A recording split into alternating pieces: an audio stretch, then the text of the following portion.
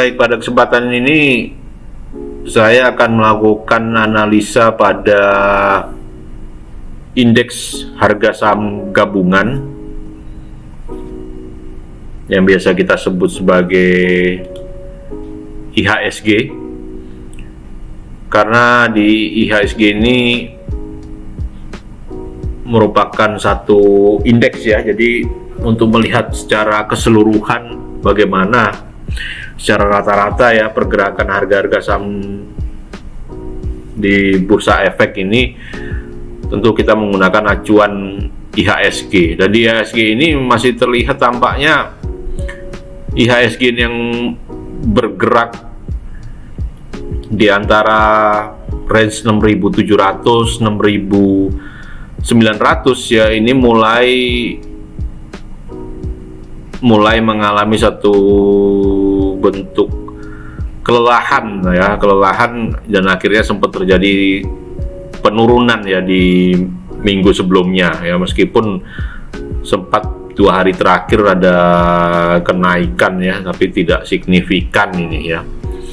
Nah, kenapa ini terjadi? Karena kalau kita perhatikan ya, IHSG ini masih berada dalam channel penurunan ya, masih harga daripada IHSG ini ya masih terperangkap dalam sebuah channel penurunan ya. Jika kita perhatikan di sebelah kanan ini ya, bagaimana price ya atau harga ini nurut ngikut ya, mantu ya, artinya patuh kepada lorong ini. Jadi masih tiktok aja ya, atas bawah support resisten, dan itu yang terjadi. Dan kalau IHSG mengikuti itu terus-terusan ya, maka jelas bahwa penurunan ini masih akan berlanjut.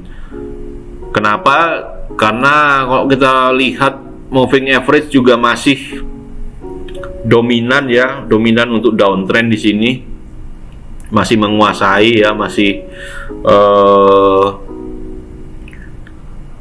menunjukkan bahwa IHSG ini terutama ya dengan moving average-nya di atas candle, kemudian juga candle yang dominan selama seminggu terakhir ini juga merah semua, atau candle yang ditutup turun. Nah, ini tentu akan semakin menguatkan bahwa IHSG belum memiliki tanda-tanda positif ya, belum ada tanda teknikal positif.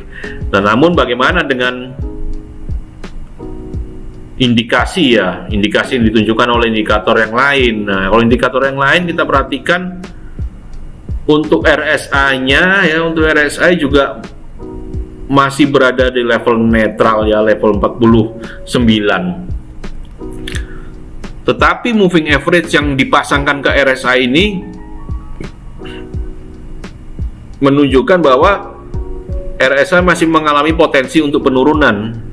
Nah, ya berarti istilahnya kena 2 kali nih IHSG ya, kena 2 kali, artinya indikator teknikal masih belum ada yang mendukung.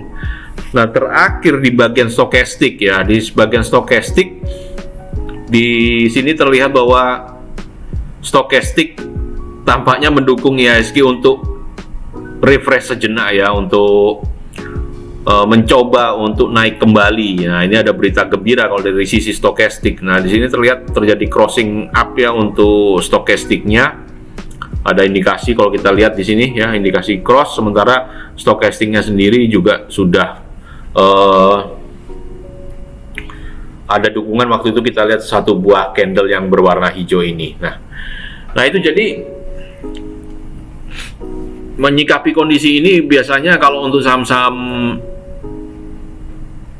first liner ya, saham-saham utama blue chip akan banyak terpengaruh oleh IHSG-nya ini. Tetapi biasanya saham-saham yang akan naik ini justru saham-saham yang agak-agak spekulatif ya, atau spekulatif malah. Nah, itu jadi bagi para investor, kalau para investor itu mereka akan lebih banyak posisi buy and hold lah. Justru di turun-turunnya IHSG mereka akan mulai mengoleksi. Tapi bagi para trader ya, yang biasanya masuk hanya di saat pagi dan kemudian keluar exit di sore, maka mereka akan masuk kepada yang lebih spekulatif, dan lebih spekulatif ini tentu akan memiliki resiko yang sangat tinggi. Jadi kesimpulan saya bagi IHSG secara overall masih dalam penurunan, dalam tren penurunan. Sekian dan terima kasih, salam sehat selalu dan sukses selalu. Terima kasih.